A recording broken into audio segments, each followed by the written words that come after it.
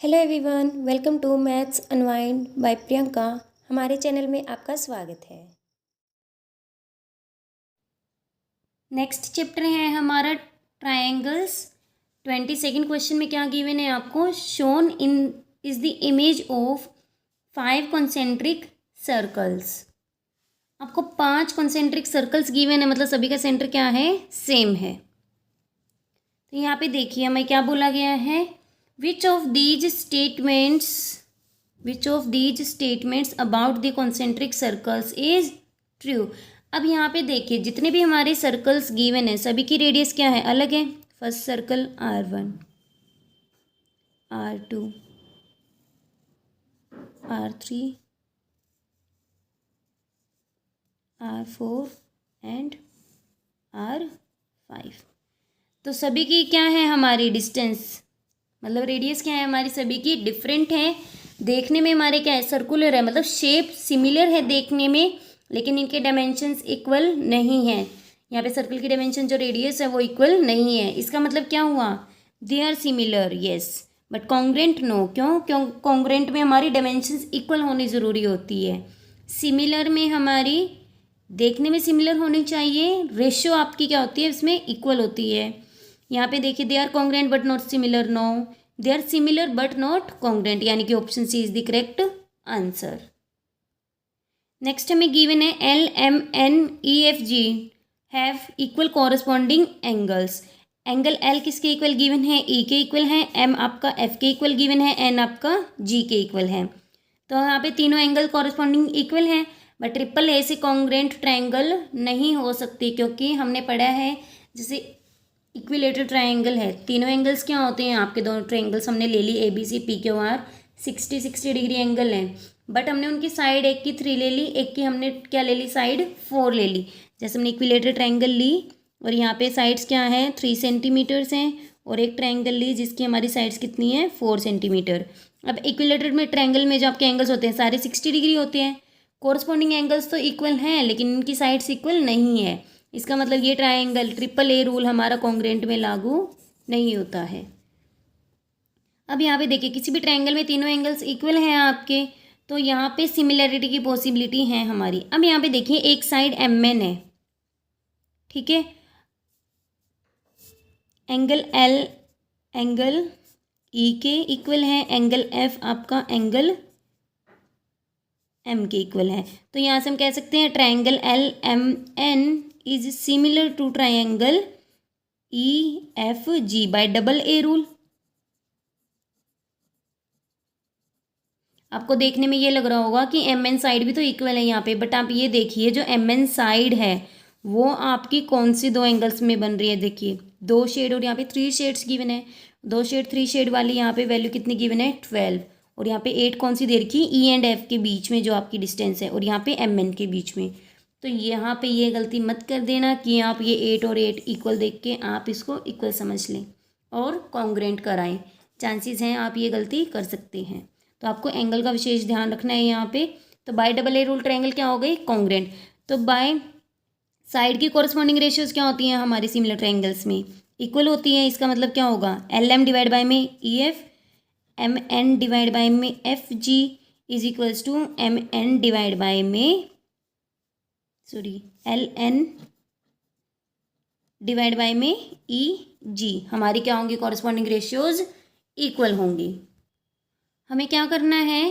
Perimeter of L M N. इस triangle का हमें क्या निकालना है? पेरीमीटर। हमारे पास एम एन साइड तो गिवन है, L M and L N given नहीं है, तो वो हम इस इक्वेशन से निकाल लेंगे, वैल्यूज पुट करेंगे। फर्स्ट हम लेंगे एल एम डिवाइड बाय में E F is equals to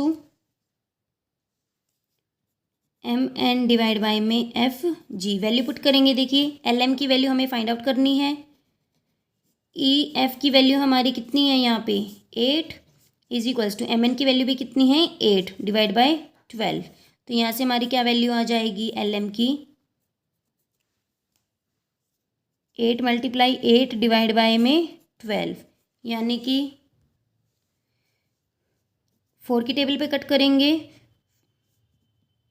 16 divide by में 3 हमारी क्या आ गई? वैल्यू आ गई। तो एल एम की हम वैल्यू लिख लेंगे 16 डिवाइड बाई में 3।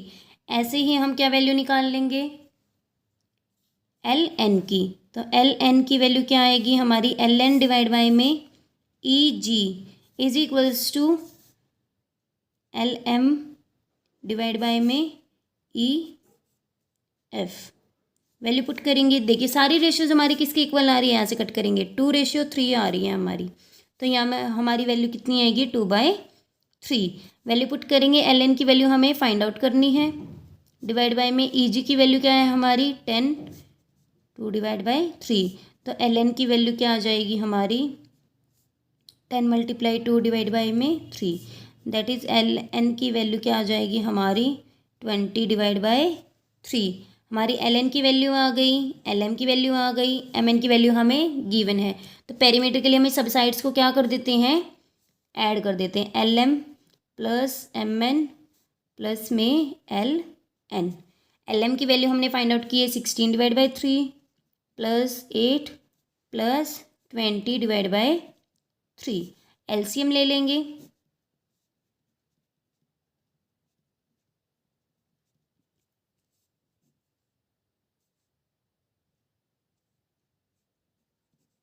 तो हमारी क्या वैल्यू आ गई 20 और यूनिट क्या आ जाएगी सेंटीमीटर। तो पेरीमीटर कितना आ गया हमारा 20 सेंटीमीटर। नेक्स्ट है हमारा line segment A D and C E intersect at point B. A D line segment जो आपकी सी ई है वो बी पॉइंट पे इंटरसेक्ट हो रही है। Find the length C D, ये हमें लेंथ हमें क्या करनी है फाइंड आउट करनी है। हमने इसको एक्स मान लिया। अब यहाँ पे हमें और कुछ गिवन नहीं है, सिर्फ हमें डायमेंशंस गिवन है ट्रायंगल्स की और हमें क्या गिवन है इंटरसेक्ट। तो यहाँ पे हमें ये पता है ये एंगल्स क्या होंगे आपके इक्वल होंगे, क्यों वर्टिकल अपोजिट एंगल्स हैं। अब इनकी रेशियोज लेके चलिए 15 divide by angle 1 equals to angle 2, triangle A B E and triangle D C D B C. क्या बनेगा angle 1 equals to angle 2, A B divide by में बी डी, 15 डिवाइड बाई में 90 that is 1/6। ऐसे ही हम लेंगे B E divide by में C B, 15 divide by 90 that is again 1/6। तो हमारा क्या निकल के आ रहा है बी ई डिवाइड बाई में C B and A B divide by में बी डी। ये हमारी रेशियोज क्या निकल के आ रही है इक्वल निकल के आ रही है और इनके बीच में ही हमारी जो साइड्स है उनकी जो रेशियो इक्वल आ गई और जो साइड्स के बीच में एंगल बन रहा है एंगल 1 and 2 वो भी हमारा इक्वल आ गया। तो यहाँ पे क्या लग जाएगा by SAS rule triangle A B E is similar to triangle. अब देखिए 1 एंगल 2 के इक्वल है यानी बी के अपोजिट बी ही आएगा। ए बी है, ए बी के कॉरस्पॉन्डिंग हमने ली है बी डी। तो यहाँ पे ए बी तो हम लिख चुके हैं यानी यहाँ पे क्या आएगा डी। तो यहाँ पे जो पॉइंट बच गया वो हम लिख देंगे। तो देखिए बी ई के कॉरस्पॉन्डिंग सी बी बनना चाहिए, बी ई के कॉरस्पॉन्डिंग आपका सी बी ही हमारा बन रहा है। तो यहाँ पे हम क्या करेंगे अब सी डी डिवाइड बाय में सी डी डिवाइड बाय में A E is equals to C D divide by में ए ई किसके इक्वल होगा डी बी डिवाइड बाय में ए बी। तो यहाँ पे हम वैल्यू पुट करेंगे, सी डी की हमें निकालनी है एक्स डिवाइड बाई ए ई की वैल्यू क्या है हमारी 10 डिवाइड बाई डी बी की वैल्यू क्या है हमारी 90 डिवाइड बाई में ए बी की वैल्यू क्या है हमारी 15 की टेबल पे कैंसिल हो गया 6। तो x बाई 10 की वैल्यू 6 आ गई। तो यहाँ से हमारी x की वैल्यू क्या आ गई 6 मल्टीप्लाई 10, x की वैल्यू आ गई हमारी 60, यूनिट क्या लगेगी सेंटीमीटर। और यही हमने फाइंड आउट करना था लेंथ ऑफ सी डी। तो हमारा क्या आंसर आ गया 60 सेंटीमीटर। नेक्स्ट है हमारा लास्ट क्वेश्चन, देखिए in triangle A D E B G parallel to C F, B G हमारी पैरेलल है सी एफ के, सी एफ पैरेलल गिवन है डी ई के। फर्स्ट हमारी ये लाइन है सेकंड लाइन के पैरेलल है, सेकंड लाइन थर्ड के पैरेलल है, तो फर्स्ट थर्ड के भी पैरेलल हो जाएगी। देखते हैं हमारा अगर इसका यूज़ होगा आगे। तो ए बी और बी सी हमारी इक्वल गिवन है 2 सेंटीमीटर। इसका मतलब क्या हुआ, बी क्या हो गया, ए सी का मिड पॉइंट। सिमिलरली ए जी और जी एफ हमारा 6 सेंटीमीटर है, मतलब जी भी क्या हो गया हमारा मिड पॉइंट हो गया, क्योंकि वैल्यूज़ दोनों क्या है, इक्वल हैं। तो यहाँ से इक्वल होने की वजह से हम क्या बोलेंगे कि B is mid point of A C, और यहाँ से हम क्या बोल देंगे, G is mid point of. देखिए यहाँ पे बी जी और सी एफ पैरेलल गिवन है और ए बी हमारी बी सी के इक्वल है, तो बी हमारा मिड पॉइंट हुआ। ऐसे ही 6 और 6 सेंटीमीटर है दोनों वैल्यूज़, ए जी और जी एफ, तो जी क्या हुआ, मिड पॉइंट हुआ। ठीक है, तो सबसे फर्स्ट हमने क्या निकालना है, एफ ई की मेजरमेंट निकालनी है। तो एफ ई जो मेजरमेंट है उसको हम कैसे निकालेंगे, देखिए अब यहाँ पे बी जी पैरेलल है सी एफ के, सी एफ पैरेलल है डी ई के, तो हम यहाँ से क्या कह सकते हैं कि अगर हमारी ये साइड सी एफ पैरेलल होगी, ट्रायंगल ए डी ई में सी एफ पैरेलल है डी ई के, सो बाय बेसिक प्रोपोर्शनैलिटी थ्योरम हमारा क्या होगा, जो साइड्स की रेशियोज होगी ए सी डिवाइड बाय में C D, A C divide by में C D is equals to A F divide by में एफ ई। ये कहाँ से आया हमारा, बाय बेसिक प्रोपोर्शनैलिटी थ्योरम, आप थेल्स थ्योरम भी कह सकते हैं। देखिए वैल्यू पुट करेंगे, ए सी की वैल्यू क्या है 2 + 2 यानी कि 4 सेंटीमीटर।